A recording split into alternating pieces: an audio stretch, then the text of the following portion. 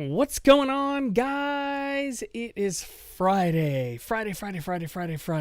It is my favorite day of the week, Friday, and that means it is time for the Movie Idiot Show.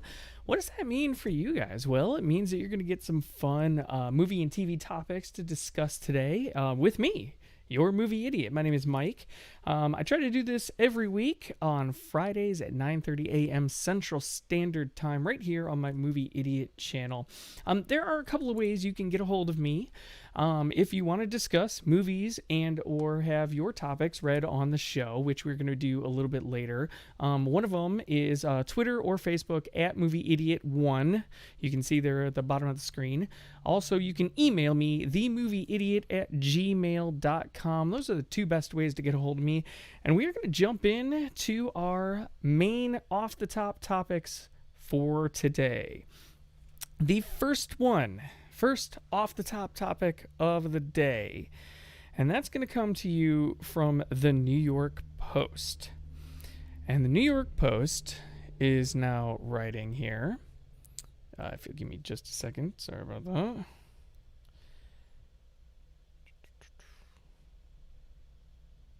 Not sure what happened there. Let's try that again. Way to start off the show, Mike. Good job.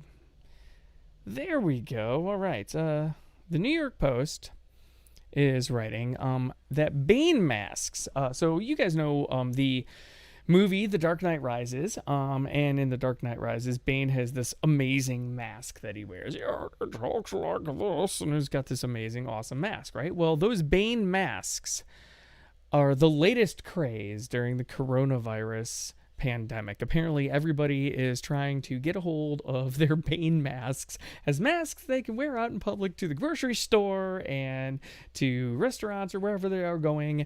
And I don't know if they'll be talking like this, but they will be definitely wearing some Bane masks out there. And just again, this is on the New York Post and a few other websites as well. And quote here, Bane mask modeled after Tom Hardy's depiction of the burly Batman baddie from the smash hit movie The Dark Knight have been selling like hotcakes since the advent of the pandemic. The bizarre trend comes just as governments around the globe are mandating citizens to don protective gear in public. So my question to you guys then would be, would you wear a Bane mask?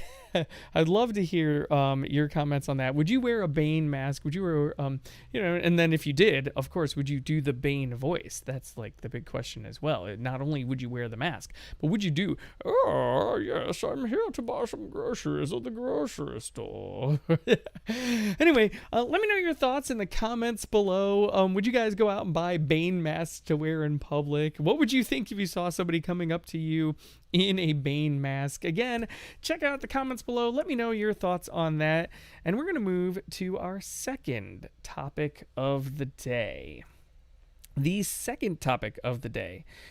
And this comes to us from Variety, I do believe. Correction, Deadline. Sorry, Deadline. This comes to us from Deadline. And Deadline says, according to Deadline, Ruby Rose, the star of the CW show Batwoman, has stepped down from the lead role. Now, this show just ended, I think, a few days ago, or maybe even like 4 or 5 days ago. And literally 2 days after it ended, Ruby Rose has stepped down from the lead role.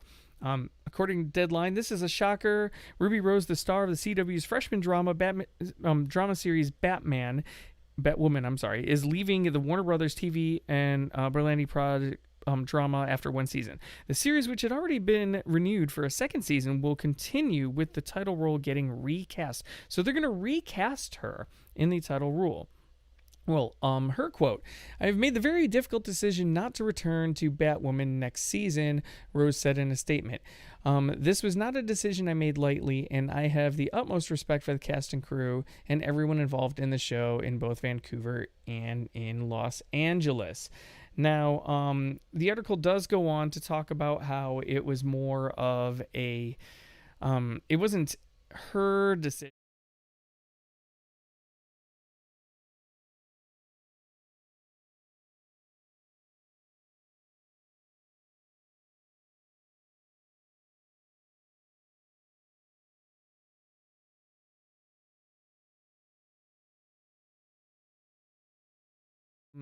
In reality, in my opinion, I don't think this is a mutual decision at all. In fact, I am guessing that this was a WB decision, and they gave her a graceful way to exit. That's kind of my opinion on the subject.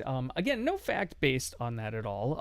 I just simply believe that in no way do I believe that this was a mutual decision. I firmly believe that. Oh, excuse me.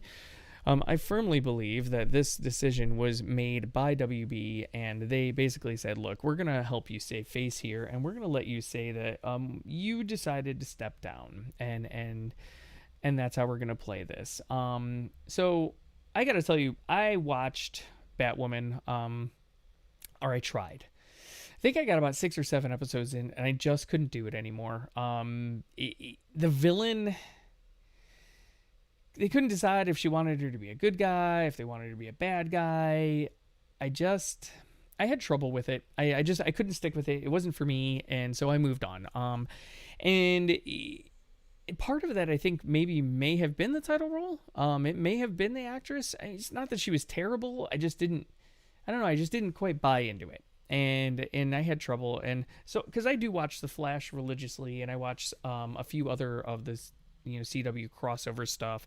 I never really got into Arrow or anything like that, but I definitely watched The Flash, and so I was kind of hoping, because I like Batman and I like Batwoman, and I thought maybe I can get into it, but I just couldn't. So for me, I don't feel like she was the greatest fit for the role. It always felt kind of weird to me. And obviously it looks like WB was feeling kind of the same way. But again, the official statement is that she stepped down, and that she is stepping away from the role for her own personal reasons. What do you guys think of that? Are you happy about her stepping out of the role? Are you not? Would you prefer to see her stay in the role? What do you think about WB's decision to recast? I mean, they're recasting the title role in this.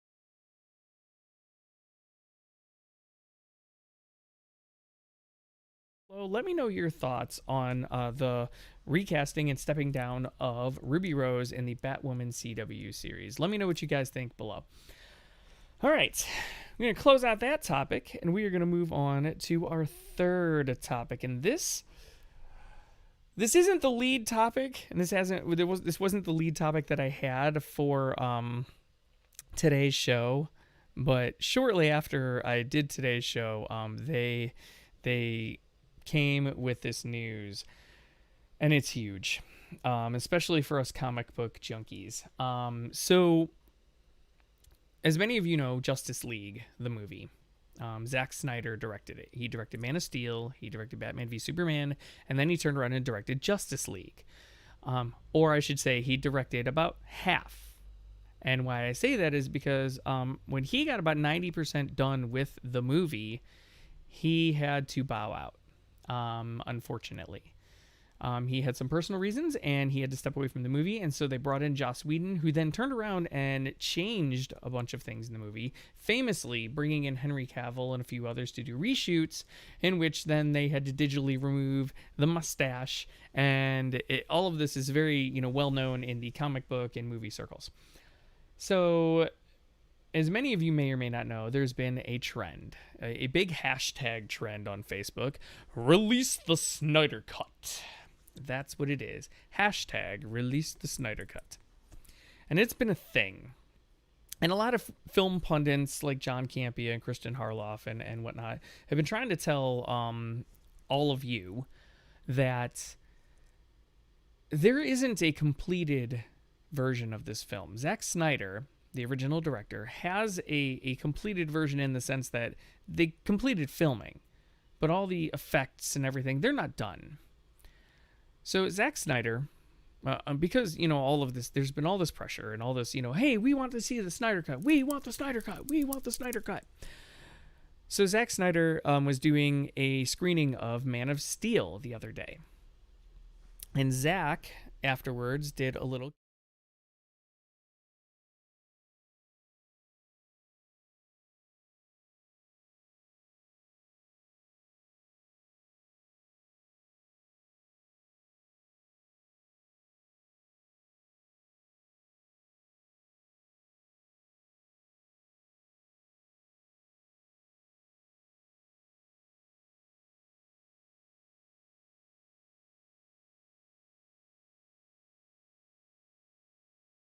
thrilled.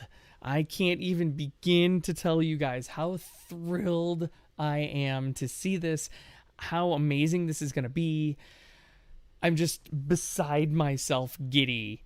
It like so excited for this. And on top of it, Warner Brothers has announced as well, not only are they releasing the Snyder Cut on HBO Max, but they're releasing the Snyder Cut on HBO Max, and they're throwing in $20 to $30 million to finish it. So you are going to get a finished cut of the movie, of the Snyder Cut of Justice League. We're finally going to get what all the fans have been asking for years. I mean, this movie came out in 2017, so this has been years in the making. The fans wanted this, and this is one of those rare occasions, people, where the fans got what they wanted. They're getting the Snyder Cut, a finished, completed version. I can't even begin to tell you guys how thrilled I am. I actually didn't hate Justice League. I thought it was alright. You know, it wasn't great. It wasn't terrible. But I am thrilled to see what this this iteration of the movie is going to be. I'm so excited. I'm having trouble even coming up with the words because I'm so excited. So what do you guys think? Let me know in the comments below your thoughts on this. Are you excited for the Snyder Cut being released? Do you think they should just let it be? Do you think it's a slap in the face to Joss Whedon that they're releasing the Snyder Cut? What do you guys think? Let me know in the comments below your thoughts on the Snyder Cut coming out. I'd love to hear from you guys. And yeah. All right. With that topic down, we're going to go to our fourth and final topic.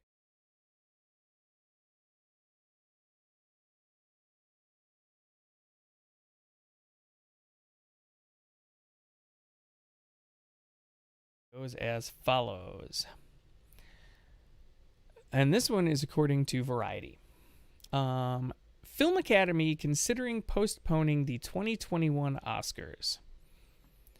So the 93rd Oscars aren't until February, and the Academy of Motion Picture Arts and Sciences is considering postponing the big night according to multiple sources. Variety says, the sources who spoke to on the condition of anonymity say definitive plans are far from being concrete at this juncture. The telecast currently set for February 28th, 2021 on ABC. It is likely they'll be postponed. One of the sources familiar with the matter told Variety.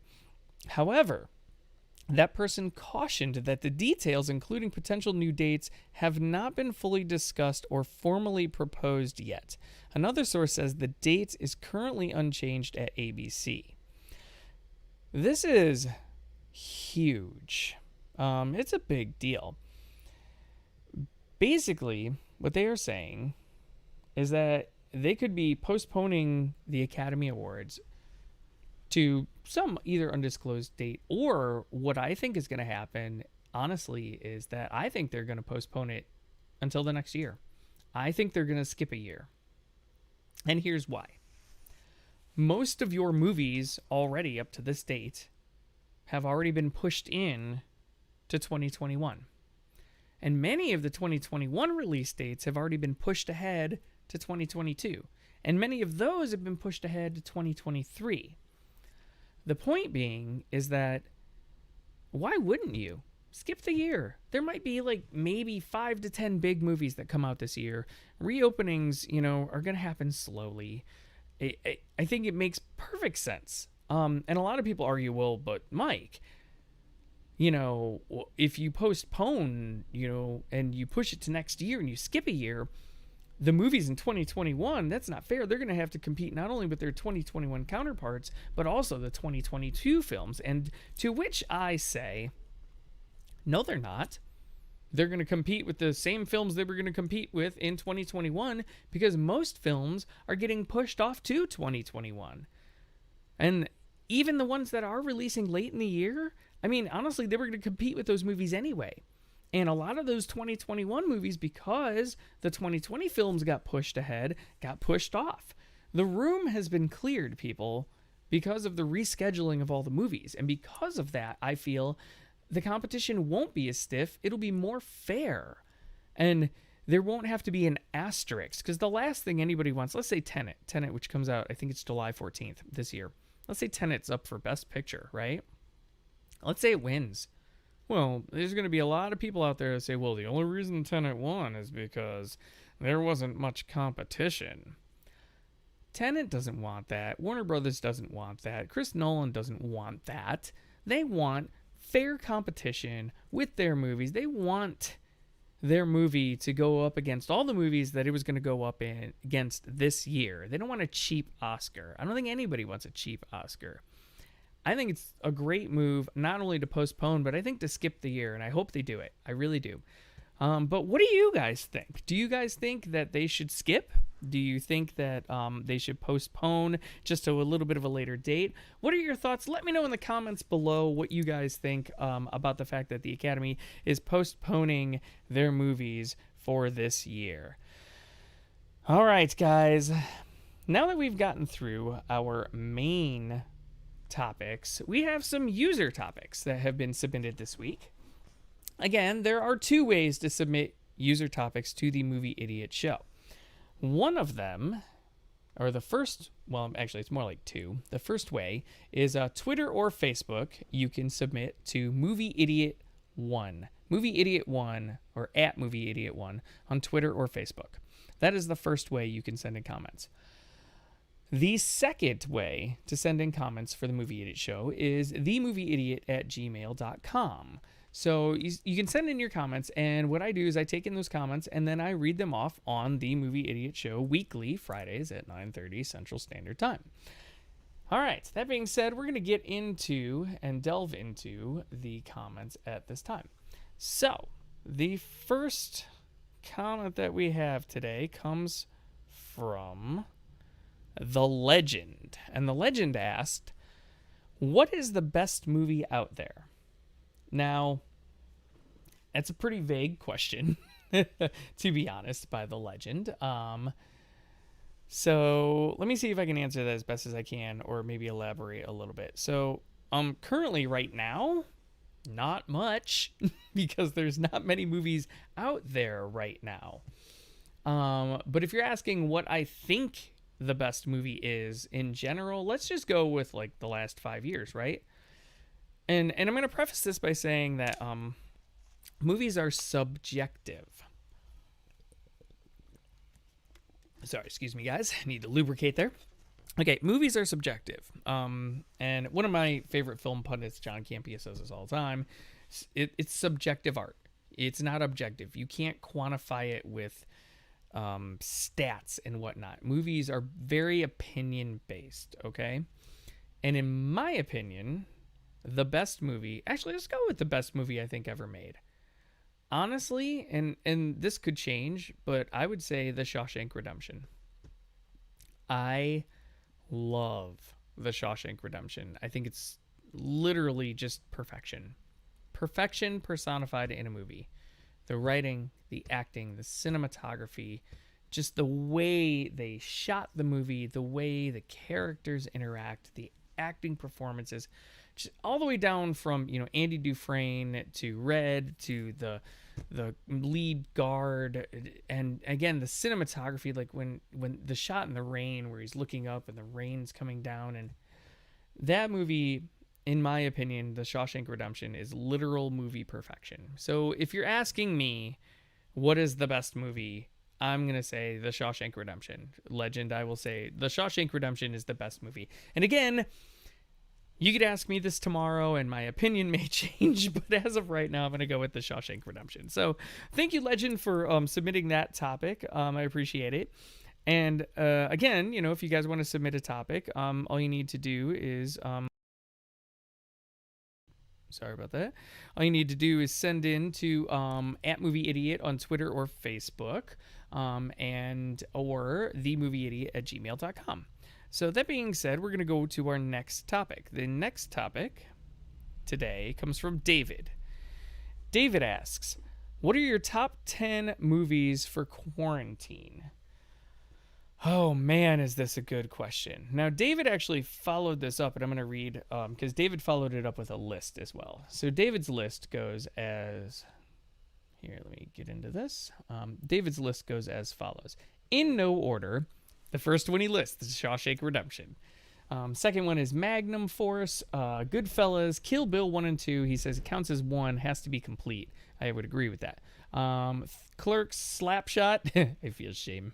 Up in Smoke, Legend, Pulp Fiction, Pineapple Express, and that rounds out his list. He also adds The Lighthouse didn't make the top 1 million. That's funny. So if I was to name kind of a list of movies, must-see movies for quarantine, let me see here. I'm gonna do 5. I'm not gonna do 10, but I'll do 5. Well, so obviously The Shawshank Redemption. I agree with you completely on that. Shawshank Redemption, definitely. God, this is so hard. I'm actually gonna go with another Stephen King adaptation, The Green Mile. I'm gonna go with The Green Mile. That's number 2. I'm gonna go with now, if you've never seen it, one of the funniest movies I have ever seen in my entire life, and that is There's Something About Mary. The first time I saw that movie, I think I laughed so hard I might have almost broken a rib. It was that good and that funny. I do consider Something About Mary more of a one-off, so once you've seen it, it's never going to have the same effect. But the first time you ever see that movie, if you've never seen There's Something About Mary, you will die laughing. It is that good of a movie. So Shawshank, Green Mile, Something About Mary. A lot of me wants to say Star Wars, but there's so many Star Wars. But the original trilogy, let's just go the original Star Wars trilogy, and we'll group that as one. So, I mean, you got to. It's a must. And then after that, I got to come up with one more. Let's see. I'm going to go with Inception. I think Inception was one of those movies that just redefined movies in general. And it's probably one of my favorite movies of all time. It just, again, Nolan at his best. And just the cinematography, again, the acting is unbelievable, and Nolan just knows how to weave a story. He does a great, and I call it weaving. It very is much an integral web of storylines that he weaves together, and then all of a sudden, and you just, at some point, it starts to like make this beautiful tapestry, and Nolan does that, I think, better than most. So I would definitely go with those 5. I have others as well. Honorable mentions, let's go with Avatar for sure. I would say Titanic, Terminator 2. Like, yeah, I can go on and on, right? But yeah, I think, you know, the 5 that I listed, plus, you know, a few of those honorable mentions would be the movies that I would definitely pick for quarantine. And a great question by David there. So thank you, sir, for that particular question. And let's move on here. Oh, actually, we also had one. I want to read this off too, because somebody else actually commented on that as well. So, and this comment comes from Sal. Sal commented. Let me see here. I gotta find it. Give me 1 second. Here it is. So, Sal says top 10 movie lists.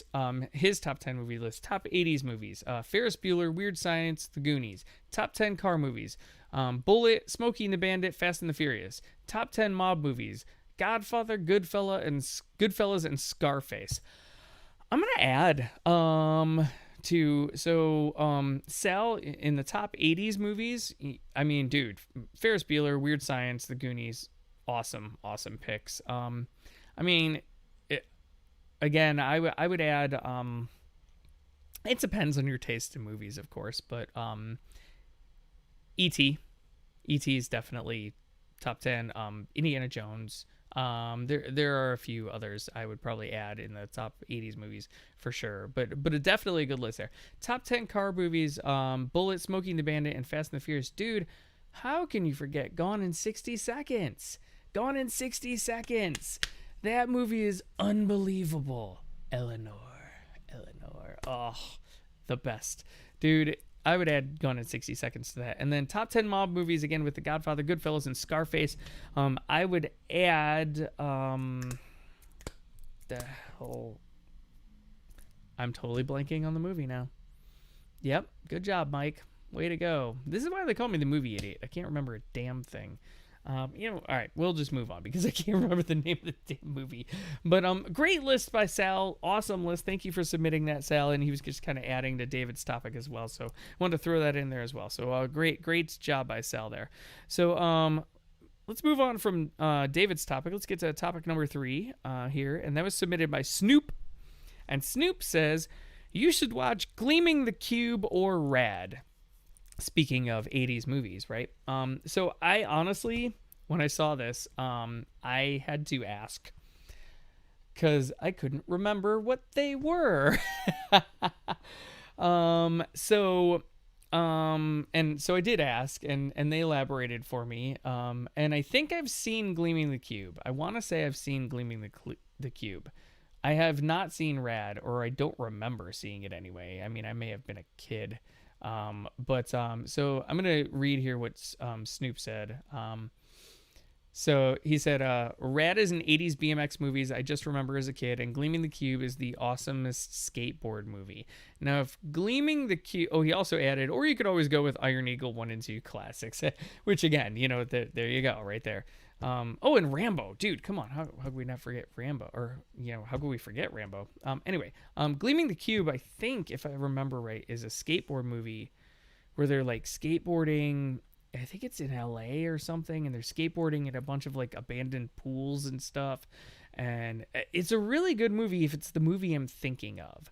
I just am unsure if it's the movie I'm thinking of. So, you guys can let me know in the comments below, what you guys think of Rad or Gleaming the Cube. I can't remember, honestly, I gotta say. A lot of the 80s movies, it's been a long time. I actually recently watched the one with the Kumite, Bloodsport, with Jean-Claude Van Damme. And, dude, like... that brought back so many memories, but I couldn't, until I just watched it recently, couldn't remember much of anything about that movie. And as I'm watching it, I'm kind of remembering it, and I'm like, oh my god, yes, that's right, he does the that's so awesome, he does the bricks. And a lot of the 80s movies I have a lot of trouble with, because I mean, I was 10 years old or under, so but still, I think great picks there by Snoop. I definitely plan on checking those out. Gleaming the Cube and Rad. I want to check it, especially Rad, because I don't think I've seen Rad. I think I've seen Gleaming the Cube, so I'll have to look into it and see if it's the one that I'm thinking of. But thank you for submitting that, Snoop. I appreciate it. And great selections there. And all right. Go back to topics here. Moving on to topic number 4. Topic number 4 comes from Connie, and Connie asks, have you seen The Princess and the Frog? I love it. I actually have seen The Princess and the Frog, and that movie actually holds a special meaning to me. It was one of the first movies I ever took my daughter to on like a little daddy-daughter date, and we went and saw that movie, and then we went and did the little painted thingies where you go to the mall and they paint little figurines and whatnot. And so I always remember that movie in particular, and I thought it was also a great movie. The music's phenomenal, by the way. If you love jazz and New Orleans and all of that, you're gonna love Princess and the Frog. They did a great job with the music in that movie as well. So yes, Connie, I definitely know that movie, and yes, it is an awesome movie. I would fully recommend The Princess and the Frog for anybody who would want to see it. But what do you guys think about Princess and the Frog? Did you like Princess and the Frog? Have you seen it? Let me know in the comments below what you guys think and your thoughts on The Princess and the Frog. And all right. So that's gonna bring me to the final part of the show here. I have 2 movies that I want to talk about today that I have seen. Let's start with the first one. I finished the movie The Parasite. So I was talking last week about how I was watching it and I hadn't gotten through it yet. So I finished the movie The Parasite, and it's done by the same director that did Train to Busan. I can never remember his name. And by the way, if you haven't seen Train to Busan, get on Netflix and watch Train to Busan. Awesome movie. Awesome movie. But anyway, it's done by that director. So anyway, so I watched Parasite. Parasite starts off slow. I had trouble with it.